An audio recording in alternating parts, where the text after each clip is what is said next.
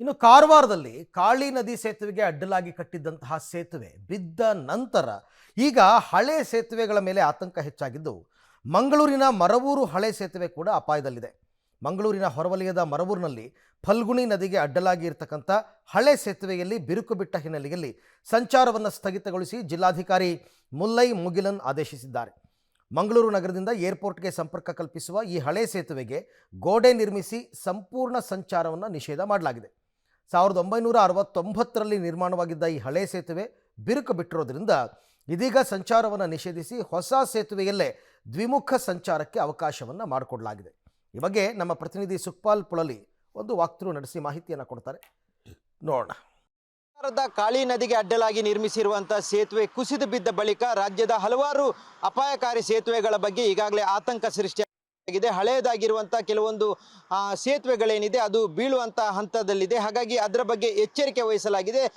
ಮಂಗಳೂರಿನಲ್ಲೂ ಈ ರೀತಿಯಾದಂತಹ ಸಾಕಷ್ಟು ಬ್ರಿಡ್ಜ್ಗಳಿದೆ. ಮರವೂರಿನಲ್ಲಿರುವಂತಹ ಫಲ್ಗುಣಿ ನದಿಗೆ ಅಡ್ಡಲಾಗಿ ಕಟ್ಟಿರುವಂತಹ ಒಂದು ಬ್ರಿಡ್ಜ್ ಈಗ ಮುಚ್ಚುವ ಹಂತಕ್ಕೆ ಬಂದಿದೆ. ನಾವು ಗಮನಿಸಬಹುದು, ಮಂಗಳೂರಿನ ಮರವೂರಿನಲ್ಲಿರುವಂಥದ್ದು ಇದು ಫಲ್ಗುಣಿ ನದಿಗೆ ಅಡ್ಡಲಾಗಿ ಕಟ್ಟಿರುವಂಥ ಇದು ಬ್ರಿಡ್ಜ್. ಇದು 1969ರಲ್ಲಿ ನಿರ್ಮಾಣವಾಗಿದ್ದಂಥ ಈ ಬ್ರಿಡ್ಜಲ್ಲಿ ಮಂಗಳೂರಿಂದ ಏರ್ಪೋರ್ಟಿಗೆ ಹಾಗೂ ಏರ್ಪೋರ್ಟಿಂದ ಮಂಗಳೂರಿಗೆ ಹೋಗುವಂಥ ಈ ಒಂದು ಸೇತುವೆ ಏನಿತ್ತು, ಈಗ ಇದು ಕುಸಿಯುವ ಭೀತಿ ಇದೆ. ಹಾಗಾಗಿ ಇದನ್ನು ತಕ್ಷಣಕ್ಕೆ ಜಿಲ್ಲಾಧಿಕಾರಿಯವರು, ದಕ್ಷಿಣ ಕನ್ನಡ ಜಿಲ್ಲಾಧಿಕಾರಿ ಮುಲ್ಲೈ ಮುಗಿಲನ್ ರವರು ಈಗಾಗಲೇ ಇದನ್ನು ನಿಷೇಧ ಮಾಡಿದ್ದಾರೆ. ಇದು ಯಾವ ಕಾರಣಕ್ಕಾಗಿ ಅನ್ನುವಂಥದ್ದನ್ನು ನೀವು ಗಮನಿಸಿದರೆ ಇಷ್ಟೊಂದು ಬಿರುಕು ಬಿದ್ದಿದೆ. ಇಲ್ಲಿ 1969ರಲ್ಲಿ ಮಾಡಿರುವಂಥ ಈ ಸೇತುವೆ ಆಗಿರೋದ್ರಿಂದ ಸಂಪೂರ್ಣವಾಗಿ ಎಲ್ಲ ಕಡೆಗಳಲ್ಲಿ ಇದರಲ್ಲಿ ಬಿರುಕು ಬಿಟ್ಟಿದೆ. ಹಾಗಾಗಿ ಯಾವುದೇ ಸಂದರ್ಭದಲ್ಲೂ ತೊಂದರೆ ಆಗಬಹುದು ಅನ್ನುವಂಥ ಹಿನ್ನೆಲೆಯಲ್ಲಿ, ಜೊತೆಗೆ ಕಾರವಾರದಲ್ಲಿ ದುರಂತ ಆಗಿರುವಂಥ ಹಿನ್ನೆಲೆಯಲ್ಲೂ ಈ ರೀತಿಯಾದಂಥ ಕ್ರಮಕ್ಕೆ ಜಿಲ್ಲಾಡಳಿತ ಮುಂದಾಗಿದೆ. ಜಿಲ್ಲಾಧಿಕಾರಿ ಅವರ ಆದೇಶದಂತೆ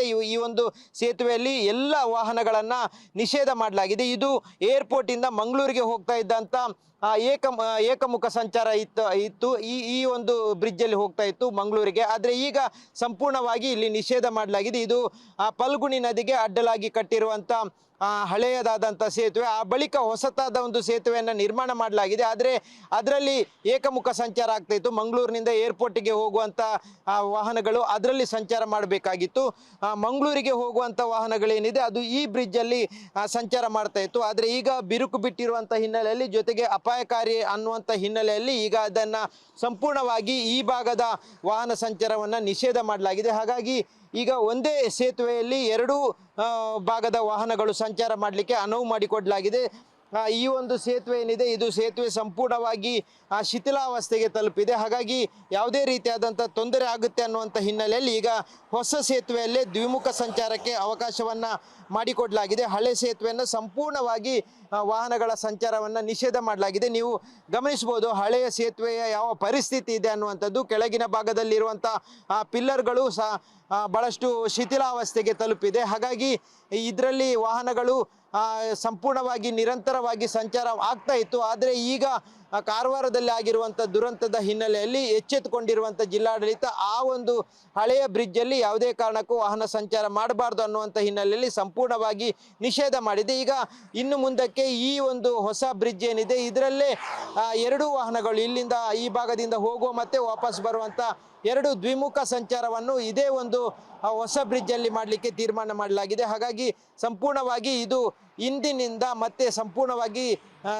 ನಿರಂತರವಾಗಿ ಇದು ಈ ಒಂದು ಬ್ರಿಡ್ಜ್ ಏನಿದೆ ಹಳೆ ಬ್ರಿಡ್ಜ್ ಇದೆ ಅದು ಸಂಪೂರ್ಣವಾಗಿ ವಾಹನಕ್ಕೆ ನಿಷೇಧವನ್ನು ಜಿಲ್ಲಾಡಳಿತ ಹೇರಿದೆ. ಕ್ಯಾಮ್ರಾಮನ್ ನಿಶಾಂತ್ ಜೊತೆ ಸುಖಪಾಲ್ ಪಳಲಿ, ಪಬ್ಲಿಕ್ ಟಿವಿ, ಮಂಗಳೂರು.